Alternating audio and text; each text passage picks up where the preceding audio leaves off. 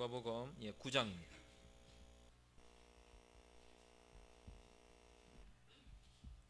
9장 1절에서 6절까지 보겠습니다. 신약 성경 누가복음 9장 1절에서 6절입니다.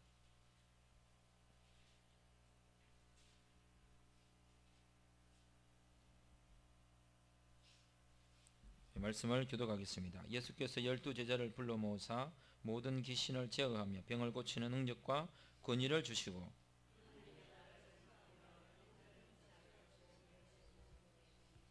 이르시되 여행을 위하여 아무것도 가지지 말라. 지팡이나 배낭이나 양식이나 돈이나 두벌 옷을 가지지 말며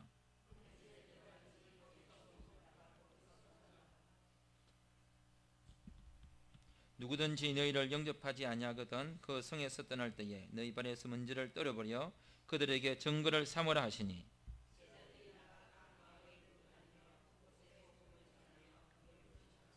아멘. 어떻게 하면 그리스도인들이 하나님의 자녀다운 삶을 살 수 있을까를 결정할 수 있는 여러 가지 방법들이 참 많지만 하나님의 말씀을 어떻게 읽는가가 그 사람의 신앙의 정도, 신앙의 방향, 신앙의 내용을 결정할 수 있다고 여겨집니다. 그래서 우리가 늘 듣는 말씀과 내가 듣고 볼 수 있는 이 성경을 어떻게 읽을 것인가가 참으로 중요합니다. 그래서 우리는 성경을 읽을 때에 예수님이 생각나야 된다고 했고 예수님을 먼저 생각하면서 성경을 읽어야 한다고 했고 내가 읽는 그 본문 속에서 예수님이 무슨 말씀을 하시는지에 초점을 두어야 한다고 했습니다. 그래서 오늘 성경을 보시면 예수님이 무엇을 말씀하시는지 또 예수님이 어떻게 소개되고 있는지 예수님이 어떤 행동을 하셨는지 예수님이 어떻게 고백되어지고 있는지 결국 예수님은 누구신지 라고 하는 그 질문에 대하여 예수님이 누구라고 고백할 수 있다면 그 성경은 바른 성경 읽기가 될 수 있습니다. 성경을 잘못 읽음으로 말미암아 발생하는 그 신앙의 왜곡성, 신앙이 잘못될 수 있는 가능성들은 너무 많기 때문에 결국 우리가 어떻게 성경을 읽을 것인가, 누구를 중심으로 성경을 읽을 것인가, 또 성경을 왜 읽는가를 지속적으로 질문해 봐야 됩니다. 왜냐하면 이 땅 가운데서 우리가 하나님을 알 수 있는 길, 하나님을 알 수 있는 방법, 하나님을 구체적으로 사실 그대로 그분께서 우리에게 말씀하신 그대로의 하나님을 알 수 있는 유일한 도구가 있다면 그것은 은혜의 선물인 하나님의 성경, 말씀밖에 없기 때문입니다. 그래서 성경을 통해서 예수님을 보고 성경 안에서 예수님을 만나고 성경 안에서 예수님을 확인하고 아, 예수님이 이분이구나라고 확인하고 고백하고 공부하고 하지 않으면 내가 하나님의 자녀라는 사실을 분명하게 확정받기가 쉽지 않습니다. 그래서 오늘 본문에서도 예수님이 누구인지 이렇게 이야기하고 있습니다. 9장 1절에 보시면 예수께서 라고 말씀하시고요. 9장 62절을 보시면 이렇게 말하고 있습니다. 62절을 보겠습니다.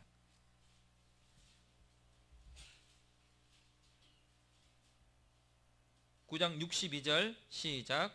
예수께서 이르시되 손에 생기를 잡고 뒤를 돌아보는 자는 하나님의 나라에 합당하지 아니하니라 하시니라. 예, 왜 복음서는 그 2절만 하면 예수께서 또 사건을 거론하시면서 또 예수께서 또 사건이 진행되면서 예수님이 누구신지 사건을 모두 다 정리하고 또 예수님이 누군지를 왜 지속적으로 자꾸 이야기할까요?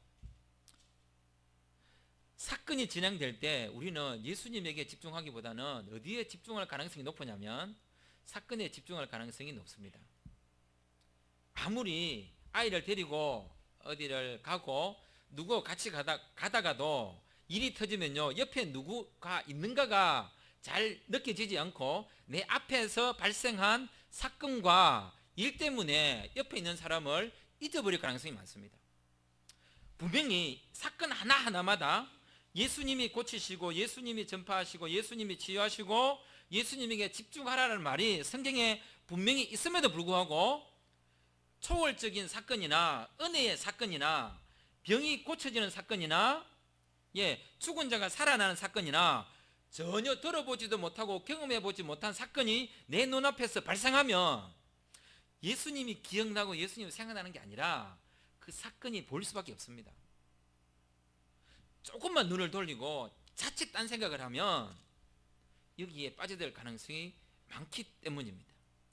그래서 사건을 볼 때마다, 인물을 볼 때마다, 본문이 진행될 때마다 지속적으로 예수님을 되뇌어야 되고, 예수님이 어디에 숨어 있지, 예수님이 어디에서 드러나고 있지, 예수님이 무슨 말씀을 하고 있지, 사람들은 예수님에 대하여 어떤 접근을 하고 있지, 그걸 통하여서 예수님은 뭘 알려주려고 하지라고 하는 예수님의 주인 되심, 예수님이 주어 되심, 예수님이 고백되어지는 것으로서 의도성을 가지고서라도 자꾸 예수님을 되뇌어야 됩니다. 그러지 않으면 깜빡깜빡하고요, 다른 데 눈을 돌릴 가능성이 너무 많습니다. 오늘 본문에도 보시면 우리에게 1절부터 6절을 통해서 우리는 12제자를 세우시고 12제자를 보내시는 사건을 이야기하고 있는데, 어떻게 보면 12제자에게 주목할 가능성이 많습니다. 주님의 제자가 되니까 12제자를 세우실 때에 그냥 세우신 게 아니고 뭘 주셨습니까? 귀신을 제어하며 병을 고치는 능력과 권위를 주셨고, 그리고 그렇게 하신 이유가 2절에 보시면 하나님의 나라를 전파하며 앓는 자를 고치게 하기 위하여 제자를 세웠다고 이야기하고 있습니다. 근데 참 재미난 것은 3절에서 이 제자들에 대하여 어떤 사람이라고 하는 명칭을 주었냐 하면 그들을 여행자라고 이야기하고 있습니다. 여행자. 여행할 때는 반드시 가지고 가야 될 게 있고요, 가지고 다니면 안 되는 게 있습니다. 가지고 다녀야 될 것을 반드시 가지고 있어야 되고, 또 가능하면 짐을 가볍게 하는 것이 가지고 다니면 안 되는 것들입니다. 그래서 예수님은 분명히 여행자에게 이런 이야기를 하고 있습니다. 목적지가 분명히 있어야 되고, 가지고 있어야 될 게 있어야 되고, 여행하는 이유가 무엇인지 알아야 된다고 이야기하고 있습니다. 그런데 여행을 하다 보면 그 여행 속에서 여러 가지 사건을 만나게 되고, 여행 속에서 겪는 자신의 경험, 자신의 느낌, 자신이 본고 느끼고 한 것들이 더 소중하게 될 가능성이 많습니다. 왜 여행을 하는지를 잊어버리게 된다는 거죠. 그래서 예수님은 제자들을 여행자로 세우시면서 뭘 이야기하고 있냐면 이런 이야기를 하고 있습니다. 1절을 같이 읽겠습니다. 1절, 9장 1절 시작. 예수께서 12제자를 불러 모으사 모든 귀신을 제어하며 병을 고치는 능력과 권위를 주시고, 자, 그 다음에 어디를 보시냐면 6절을 보겠습니다. 6절을 같이 읽겠습니다. 시작. 제자들이 나가 각 마을에 두루 다니며 곳곳에 복음을 전하며 병을 고치더라. 여기서 참 주의할 게 이런 게 있습니다. 제자들은 분명히 두루 다니며 뭔가를 해야 되고 무슨 결과를 만들어내야 됩니다. 그런데 제자들이 자기 자신을 나타내기 위해서 두루 다니도록 부름을 받은 사람들이 아니라는 거예요. 자칫 잘못하면 내가 권위를 받고 능력을 받고 병을 고치는 능력과 권위를 부여받고 귀신을 제어하는 능력과 권위를 받은 내가 두루 다니면서 해야 될 일이 뭐냐면 하나님의 나라를 전파하고 앓는 자를 고치는 거예요. 그런데 그거 하라고 두루 다니게 했는데 그 일을 하면서 그 일을 하도록 하신, 그 일을 하도록 불러주신, 그 일을 하게 하기 위하여 능력과 권위를 주신 그분을 잊어버릴 가능성이 많습니다. 그거 하라고 두루 다니게 하신 게 아니란 말이에요. 너무 열심히 두루 다니다 보면 자기가 하는 그 능력에 심취하거나 자기가 하고 있는 그 일이 너무 즐거워가지고 그 일을 하게 하신 그분을 잊어버릴 가능성이 많습니다. 제자를 부르신 유일한 목적은 뭐냐면 바로 2절입니다. 하나님의 나라를 전파하며, 하나님의 나라를 전파하고 앓는 자를 고치는 게 아니고요, 하나님의 나라를 전파했기 때문에 하나님의 나라가 전파됨으로 하나님의 나라는 앓는 자를 고친다는 사실을 보여주시는 것입니다. 두 가지가 동등적 사건이 아니라 하나님의 나라가 더 소중합니다. 자, 그래서 이 하나님의 나라를 6절에서는 뭐라고 이야기했냐면 복음을 전하는 것이라고 했습니다. 동시에 또 9장 11절에 보시면 이렇게 이야기하고 있습니다. 거기서도 무리가 알고 따라왔거늘 예수께서 그들을 영접하사 뭘 이야기했습니까? 하나님의 나라의 일을 이야기하셨고요. 또 27절을 보겠습니다. 27절, 내가 참으로 너희에게 이르노니 여기 서 있는 사람 중에 죽기 전에 뭘 본다고요? 하나님의 나라를 본다고 했고요. 자, 그 다음에 60절 보겠습니다. 60절. 60절을 보시면 이러시되 죽은 자들로 자기의 죽은 자들을 장사하게 하고 너는 가서 뭘 전파하라고요? 하나님의 나라를 전파하겠고요. 62절에서도 예수께서 이러시되 손에 정기를 잡고 뒤를 돌아보는 자는 하나님의 나라에 합당하지 아니하리라고 했습니다. 온전히 예수님께서 집중하시는 건 뭐냐면 하나님의 나라입니다. 예수님께서 집중하신 그 일을 제자들로 하여금 그 일에 집중하게 하기 위하여 그들에게 귀신을 제어하며 병을 고치는 능력과 권위를 주신 것입니다. 다르게 이야기하면 나에게, 그냥 쉽게 얘기해서 나에게 생명을 준 거, 나에게 생활을 준 거, 나에게 가족을 준 거, 마음껏 누리고 즐기고 행복하게 살지 말라는 말이 아니에요. 그렇게 하되 그 위에 그것이 추구하는 궁극적 목적으로서 우리에게 요구하시는 건 뭐냐면 하나님의 나라입니다. 하나님의 나라를 잘 가르쳐 주기 위해서 20절에 이렇게 묻고 있습니다. 20절, 예수님께서 사람들에게 물었습니다. 많은 사람들이 나를 누구라 하느냐? 그때 대답하기를 세례 요한이라 하고 선지자 중에 한 사람입니다 라고 하니까 예수님께서 너희는 나를 누구냐라고 물었을 때에 베드로가 대답하여 이르기를 뭐라고 했습니까? 20절, 하나님의 그리스도다. 하나님의 그리스도입니다. 하나님의 나라, 하나님의 그리스도. 지속적으로 우리로 하여금 예수님이 우리에게 말씀하시는 것은 하나님이 어떻게 드러날 수 있도록 하시는가? 삶의 모든 방향성들이 하나님의 나라와 그분에게 초점을 두도록 하고 있습니다. 그런데 우리가 분주하고 내가 가지고 있는 그 능력과 내가 꿈꾸고 있는 어떤 것을 추구하기 위하여 살아가다 보면 내게 그것을 주신 그분을 잊어버리기도 하고 그것을 하도록 환경을 주시고 관계를 맺게 하신 그분의 궁극적인 목적 자체를 빼앗겨 버릴 가능성이 많습니다. 그것은 누군가가 빼앗아가서 그런 것도 아니고요. 사람들은 그런 말 하기도 합니다. 사람들이 너무 많이 박수를 치고 사람들이 너무 좋아하다 보니까 내가 그 열광과 그 박수와 그 관심에 내가 푹 빠져가지고 잠시 그걸 잊었습니다. 아니요, 그것은 변명입니다. 아담과 하와도 선악과를 따먹을 때에 푹 빠져서 따먹었을 때에 그것을 변명했고 책임을 돌렸습니다. 변명거리가 있고 책임을 돌릴 대상이 있었음에도 불구하고 하나님은 아담의 죄라고 했고 하와의 죄라고 이야기했습니다.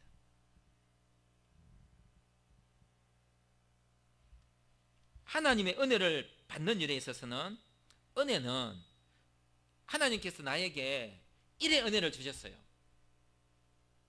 모르겠습니다. 제가 지금 이렇게 설교하고 있는 것도 제가 오버하고 있는지는 모릅니다. 지나친 감정을 넣어가지고 하나님께서 분명히 10 정도로 설교하기를 원하는데 내가 좀 이게 좀 따라 올라가지고 감정도 하나님 주신 선물이긴 하지만 열정도 하나님 주신 선물이긴 하지만 괜히 내가 좀 힘을 더 쏟는다든지 딱 해보려고 막 한다든지 이것도 하나님의 은혜를 더하는 것이 아니라 오히려 옳지 않은 태도입니다. 혹시 내가 하나님이 주신 말씀 그대로를 전하기 위해서 너무 과하지 않았는가? 내 자신을 돌아봐야 되고요. 또 하나님 말씀을 전함에 있어서 제대로 못 전하고 나의 이성적 한계, 나의 육체적 한계 때문에 그건 내 잘못이죠. 하나님의 말씀을 온전히 전하기 위해서는 이성을 잘 준비해야 되고요. 말씀을 전하는 데 있어서 내 육체가 불편하지 않도록 준비해야 됩니다. 시간에 쫓기지 않게 준비해야 돼. 그건 내 책임인데 그걸 다 하지 못해가지고 하나님의 말씀을 혹시 빼진 않았는가? 이 정도까지 조심해야 되고 이 정도까지 들여다봐야 되는 것이 하나님의 말씀을 대하는 태도이고 은혜를 대하는 태도인데 제자들이 귀신을 제하는 능력과 병을 고치는 능력과 권위를 행사하다 보면, 또 제자들이 두루 나가 곳곳에 돌아다니다 보면, 돌아다니는 일에 나타난 결과 때문에 이렇게 될 가능성이 있다는 거예요.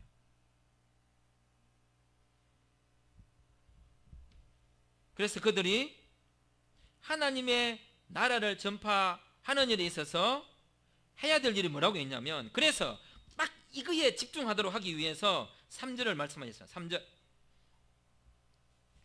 3절을 같이 읽겠습니다. 시작. 이르시되 여행을 위하여 아무것도 가지지 말라. 지팡이나 배낭이나 양식이나 돈이나 두부옷을 가지지 말라. 지참 목록이죠.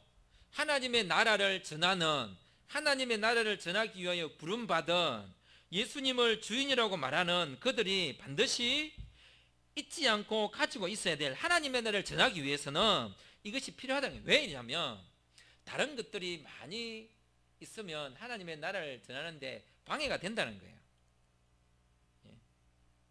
3절에서 뭘 이야기하고 있냐면 아무것도 가지지 말라. 이 말은 뭐냐면 짐을 가볍게 하라는 거죠. 짐을 가볍게 하라. 짐을 가볍게 하라는 말은 세상에 일어나는 일에 다 신경을 끄라는 말이 아니에요. 짐을 가볍게 하라는 말은 어떻게 보면 그 자기 자신을 끼워 넣지 말라는 말과 같습니다. 그래서 예수님은 뭘 이야기하겠냐면 9장 23절부터 이런 말을 했습니다. 또 무리에게 이르시되 아무든지 나를 따라오려거든 자기를 부인하고 날마다 제 십자가를 지고 나를 따를 것이라. 자기 자신을 제자에게 짐을 가볍게 하는 최고의 방법이 뭐냐면, 아무것도 가지지 않는 최고의 방법이 뭐냐면 자기를 자꾸 부인하는 것입니다. 나는 아닙니다. 내가 아닙니다. 사실 사람이 그렇잖아요. 제가 여기서 만약에 아픈 사람이 있는데 제가 그 의료 선교 단체의 간사를 한 20년 했는데요. 그 사람들하고 성경 공부하고 했는데 그분들하고 성경 공부하고 간사의 사역을 하면서 늘 가지고 있었던 저의 그 기도에 소원이 있었습니다. 뭐였던 것 같습니까?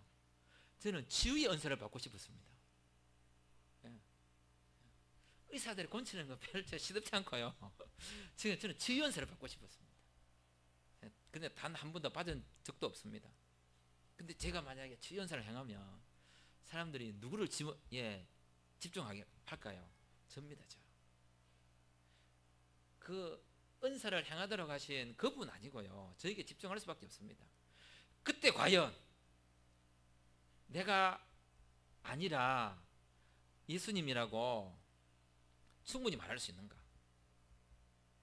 은혜 그대로를 그대로 말할 수 있는가? 그게 바로 자기 십자가를 지는 것이고 자기 자신을 부인하는 것이고 예수님을 따라가는 것이고, 그게 바로 아무것도 가지지 않는 것입니다. 오직 예수님에게 집중하지 않는 삶의 태도를 가지게 되면 예수님이 없기 때문에 불안할 수밖에 없고, 예수님이 없기 때문에 뭔가를 갖추어야만 다른 사람들 앞에 자기를 내세울 수 있습니다. 그래서 자꾸 갖출 수밖에 없고 자기의 모양을 만들어갈 수밖에 없는 것입니다. 십자가는 초라한 것입니다. 십자가는 부끄러운 것입니다. 그 부끄럽고 초라한 것에 나를 붙여서 이게 나요라고 말할 수 있겠냐는 거예요. 아무것도 가지지 않는 내가 하나님의 나라를 전파했을 때에 사람들은 뭐야? 이게 예수 믿는다는 게 삶의 모양이 그래? 예수 믿는다는 게 아무것도 없어? 예수 믿는다는 게 가진 것도 없어? 예수 믿는다는 게 모양과 태도가 그게 뭐야? 삶의 위치도 없어? 잘난 게 아무것도 없잖아. 그럼에도 불구하고 하나님의 나라를 전파할 수 있겠냐는 거예요. 나의 삶의 위치, 나의 삶의 지위, 나의 삶의 계급, 나의 삶의 계층의 문제가 아니라 그와 상관없이 아무것도 가지지 않고 하나님의 나라를 말할 수 있는가? 그때 아무것도 가지지 않는 사람에게 어떤 놀라운 일이 발생하면요, 자기 놀라운 일 그 자체가 너무 커서 그게 자기에게 일어난 자신의 삶의 축복인 줄 알고 그것을 자기가 가지고 싶어 합니다. 그래서 사회적 지위와 명분과 어떠면 계급이 많은 사람들에게 일어나는 은혜는요, 별로 탐탁지 않게 생각합니다. 자기 삶이 여유로우니까. 근데 어떻게 보면 바닥이라는 삶은 존재하고 있지 않지만 인간적 삶 가운데서 불가촉 천민이나 바닥이라는 삶이 있다고 이야기하니까 그런 사람들에게 생각지도 못한 신적인 능력이 부여되면 이 사람은 그 순간에 스타가 되고 그 순간에 계급이 되고 그 순간에 지위가 상승되어 그것을 포기할 수 없습니다. 그래서 아무것도 가지고 않는 것이 예수님을 전하기에 가장 좋은 삶의 조건이면서도 아무것도 가지지 않는 사람에게 부여되는 권력과 은혜는 자칫 잘못하면 더 위험할 수도 있다는 거예요. 그렇다고 하여 있는 자에게 은혜가 주어지면 안전하고 없는 사람에게 은혜가 주어지면 위험한 것이 아니라 없는 사람에게 은혜가 주어지면 자기를 과신할 가능성이 많고 있는 사람에게 은혜가 주어지면 은혜를 별스럽지 않게 여기기 때문에 똑같이 잘못입니다. 여하튼 아무것도 가지고 있지 않다는 것은 이게 뭘까요? 오직 그에게 은혜를 주신 그분만이 드러날 수 있도록 하기 위하여. 그리고 두 번째는 아까 이야기처럼 그런 조건과 상관없이 하나님의 나라를 말할 수 있겠느냐는 거예요. 그래서 동시에 4절에 또 이렇게 이야기합니다. 그 다음에 하나님의 나라를 전할 때에 방법들에서 이야기하는데요. 4절을 같이 읽겠습니다. 시작. 어느 집에 거기서 머물다가 거기서 떠나라. 이제 아무 곳이나 두루 가야 되는데 거기서 머물러야 돼요. 머물러서 왜 머물까요? 그것은 당연히 전파하기 위해서, 하나님의 나라를 전파하기 위해서 머물고요. 또 왜 떠나야 될까요? 하나님의 나라를 전파하기 위해서 떠나는 것입니다. 머무르는 이유도 하나님의 나라를 전파하기 위하여, 떠나는 이유도 하나님의 나라를 전파하기 위하여. 각자가 처해 있는 삶의 상황은 다 다르겠죠. 빨리 일어나는 사람이 있을 수도 있고 빨리 떠나는 사람이 있을 수도 있고요. 더 머물러 있어야 되는 사람도 있습니다. 그거는 각자가 처해 있는 삶의 환경에 따라서 다 다릅니다. 또 22절 23절에서 말하는 것처럼 십자가를 빨리 지는 사람도 있고요. 또 자기 자신을 빨리 부인하는 사람도 있고요. 늦게 부인하는 사람도 있습니다. 그거는 다 사람에 따라 다 달라요. 빨리 부인했다고 해서 잘한 것도 없고 늦게 부인했다고 해서 잘못한 것도 없어요. 부인하면 되고 십자가 지면 되는 일입니다. 그거는 사람마다 주어주신 지정의나 살아온 삶의 환경에 따라서 어떤 사람은 결단하기를 자주 경험한 사람은 빨리 결단할 거고요. 결단이라는 것을 자주 못 해본 사람은 결단 자체가 두려울 수밖에 없습니다. 그런 거 있잖아요. 먹어본 놈이 안다고. 해본 적 경험이 없는데 그게 그렇게 중요합니다. 여하튼 하나님의 나라를 전파하는 주의 백성들이 살아야 될 삶의 다양한 조건과 환경들이 있지만 그럼에도 불구하고 거기에서 가장 중요한 부르심은 뭐냐? 어떤 조건과 환경과 개의치 말고 우리에게 주어진 가장 중요한 것은 예수님이 드러나도록 하기 위하여 하나님의 나라를 전파하라는 것입니다. 그 하나님의 나라가 어떻게 드러나고 있느냐면 10절부터 보시면 10절부터 17절까지는 우리가 잘 아는 오병이어 사건입니다. 이 하나님의 나라가 어떻게 사람들에게 세워지고 있는지, 하나님의 나라가 어떤 사람들을 부르고 있는지, 하나님의 나라가 어떻게 펼쳐지고 있는지, 하나님의 나라가 결국은 사람들에게 어떤 결과를 만들어내는지를 보여주고 있습니다. 많은 사람들을 불러 모으는 하나님의 나라, 풍성한 하나님의 나라, 오직 예수님만 보이게 하는 하나님의 나라, 참여하는 나라, 차별이 없는 하나님의 나라, 먹이는 하나님의 나라, 잔치하는 하나님의 나라, 나누는 하나님의 나라. 이 모든 일을 누가 했습니까? 예수님이 다 한 겁니다. 이 오병이어 사건에도 어떤 본문에처럼 누군가 어린아이가 가져온, 그가 내어놓은 그게 중요한 게 아닙니다. 그 아이가 안 내어놨을 수도요 없는 것에서 예수님은 다 먹이실 수 있어요.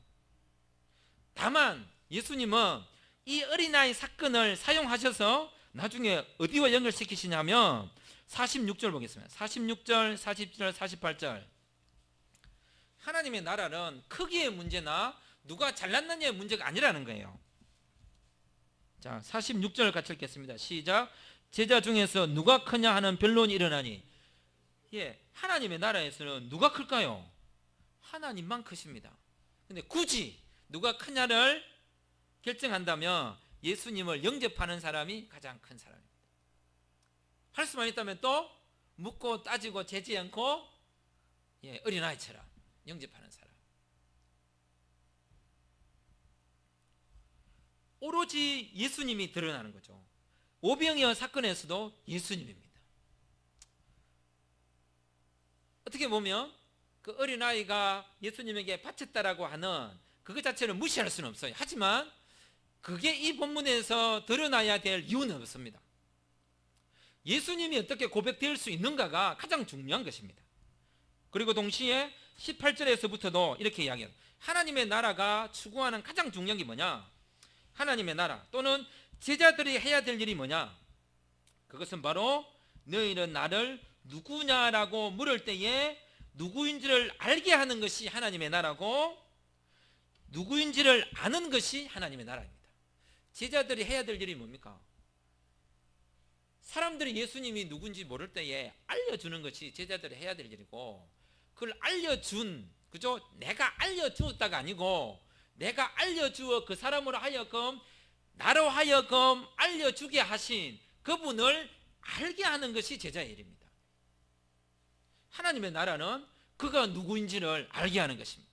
하나님의 나라는 그가 누구인지를 고백하게 하는 것입니다. 그래서 예수님이 20절에서 물으셨습니다. 같이 읽겠습니다. 20절 시작. 예수께서 이르시되 너희는 나를 누구라 하느냐? 베드로가 대답하여 이르되 하나님의 그리스도시니이다. 예수님이 누구십니까? 예수님이 누구입니까?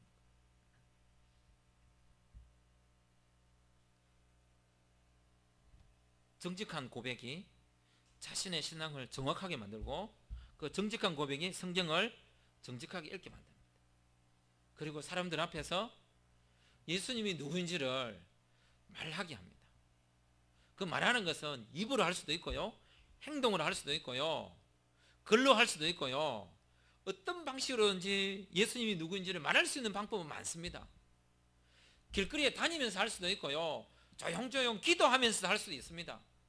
남 많은 사람 보는 데 앞에서 막 씨를 확 뿌리면서 할 수도 있고요, 남 볼까 부끄러워서 그냥 살살살 쏘면서 씨를 이렇게 뿌리며 다니는 사람일 수도 있습니다.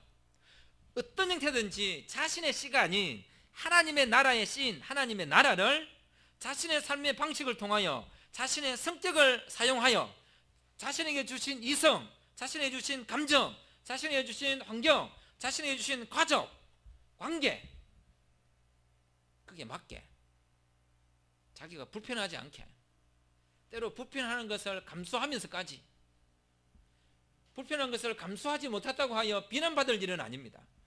어떤 방식이든지 자기 방식대로 씨를 뿌리고 예수님이 누군지를 말하는 것입니다. 어쩌면 사람들이 예수가 누구냐라고 물었을 때에 대답하지 못할 수도 있습니다. 부끄럽고 창피하고 자신감 없으니까. 첫 질문이 어려워서 대답 못하는 게 아니죠. 예수님이 누구냐? 하나님의 아들이고 나의 구원자다 말할 수 있지만, 사람들이 첫 질문을 하고 넘어가주면 얼마나 좋습니까? 하지만 두 번째, 세 번째, 네 번째 질문이 지속적으로 있을 것이라는 것을 알기 때문에 질문 자체를 안 받고 질문을 피합니다. 우리는 그럴 수도 있습니다.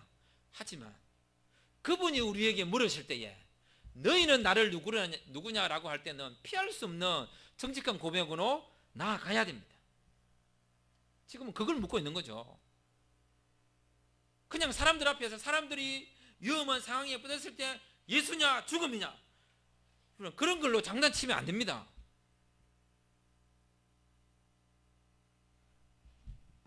신앙을 가지고 예수 믿을래 죽을래 그러지 마세요. 그는 그 사람이 그런 상황에 닥치면 그 사람이 결정하는 문제예요. 그런 상황도 아닌데 그것을 가정하고 가설로 만들어 가지고 그럴 수 있습니다. 신앙에 충격도 주고 자극도 주고 지금 결단도 해야 되고 그런 결단을 자주 함으로 신앙을 돈독하게 만들어 가는 것도 있지만 그 사람에게 그것을 이래 한다는 것은 좀 조심해야 될 문제일 수도 있습니다. 필요한 일이긴 하지만 여하튼 이 질문은 사람들 앞에서라고 문제가 아니라 그분 앞에서입니다. 그분 앞에서 그분이 우리에게 물으셨습니다. 너희는 나를 누구라 하느냐. 제자가 잊지 말아야 될, 성경을 읽는 사람이 잊지 말아야 될, 성경을 읽으면서 늘상 기억되어야 될 것이 뭐냐면 예수님이 누구인가입니다. 내가 말하는 그 주제의 핵심이 뭔가, 하나님의 나라인가를 묻고 있는 것입니다. 그래서 동시에 이 사건을 가장 강력하게 드러내기 위해서 28절부터 36절에 이런 이야기를 하고 있습니다. 산에 올라가서 예수님이 기도할 때에 예수님이 변화되시는 것을 보고 베드로가 집을 3개 짓도록 해 주십시오. 그러니까 구름 속에서 이런 이야기가 나왔습니다. 35절 36절을 같이 읽겠습니다. 35절 36절 시작. 구름 속에서 소리가 나서 이르되 이는 나의 아들 곧 택함을 받은 자니 너희는 그의 말을 들으라고. 소리가 그치며 오직 예수만 보이더라. 제자들이 잠잠하여 그 본 것을 무엇이든지 그때는 아무에게도 이르지 아니하니라. 누구의 말을 들으라겠습니까? 예수님의 말을 들으랬고 누구만 보였다고 했죠? 예수님만 보였습니다. 능력에 사로잡히고 결과에 사로잡히면 예수님이 그게 너무 기뻐가지고 기뻐하지 말라면 아니에요. 은혜 받으면 기쁘고 기도 응답 받았으면 잘 됐으면 좋죠. 은혜를 주어서 덤으로 하나님 고맙습니다 그게 아니라 진정으로 하나님을 묵상하고 고백할 수 있어요. 저는 학교에서나 청년 사역을 하고 청년들하고 대화하고 하면서 그런 이야기를 합니다. 교회 합심 기도에 그 다음에 연합 기도에 그런 데 가지 말라고 합니다. 왜냐하면 그 기도를 합심 기도, 단체 기도, 기도회에 가서 기도한 것으로 네가 기도를 했다라고 착각하지 말라는 거예요. 기도회에 가서 하는 기도치고 자기가 고민하고 간 기도가 과연 몇 개나 되냐는 거예요. 던져주는 기도에 기도하다가 바빠서 그냥 둥둥 하다가 기도 마치고 갑니다. 그걸로 자기가 기도 생활을 했다라고 착각하는 것, 그것은 그게 과연 기도인지 기도 아닌 건 아니에요. 과연 그걸 통해서 하나님을 얼마나 예수만 보이고 예수의 말씀만 들을 수 있도록 하는 그것이 과연 가능할까? 불가능한 것은 아니지만 그걸로 자신의 기도 생활과 하나님 앞에 잠잠히 머무는 그분과의 만남 자체를 대체하는 것이 아닐까? 젊은이들이 다음 세대를 이어가야 되고 한국교회의 미래를 짊어지고 될 젊은이들이 기도에 참석해서 기도한 것으로 자신의 기도 생활을 다한 것으로 동쳐버리고 자기가 기도를 많이 하고 있다고 착각하고 있다면 이거는 큰일입니다.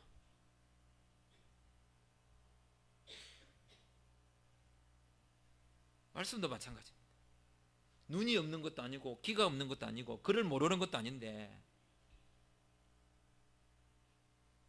자기 입이 없는 것도 아닌데 자기 혼자 하나님만 묵상하고 하나님만 생각하고 내가 아뢰고 싶은 것을 그분께 아뢰는 게 아니라 예수의 음성만 듣고 예수님만 볼 수 있도록 그분 앞에 엎드릴 수 있는, 자기를 철저하게 부인하고 자신을 십자가에 못 박을 수 있는, 자신의 삶 가운데 드리워져 있는 어떤 결과나 행위나 모습이 아니라 하나님의 나라만 묵상될 수 있는, 그것으로서 하나님을 만날 수 없을까? 그렇게 될 때만 예수님이 진정 고백되는 것은 아닐까?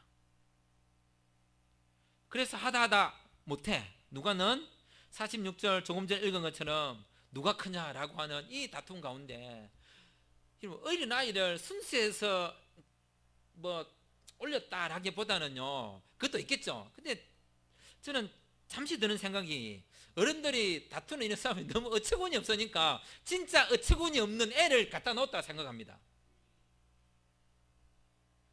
너무 말도 안 되는 행동을 하니까, 그래? 그러면 아처럼 해라 하니까 어안이 벙벙하고, 말도 안 되는 행동을 할 때는 말도 안 되는 비유를 들어야 효과가 있을 것 같아서 그러지 않았나 싶습니다.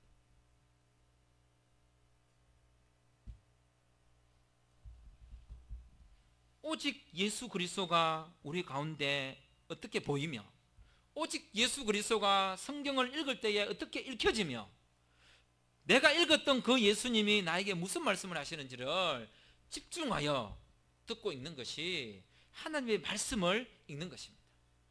우리는 교회 성도님들은 바로 이 고백으로 성경을 읽고 말씀으로 무장되어 가고 말씀으로 든든히 세워져 가는 그런 성도님들이었으면 좋겠습니다. 말씀이 살아있는 교회, 그 말씀으로 빚어져 가는 성도, 그리고 말씀하신 예수님이 고백되어지는 교회. 기도하겠습니다.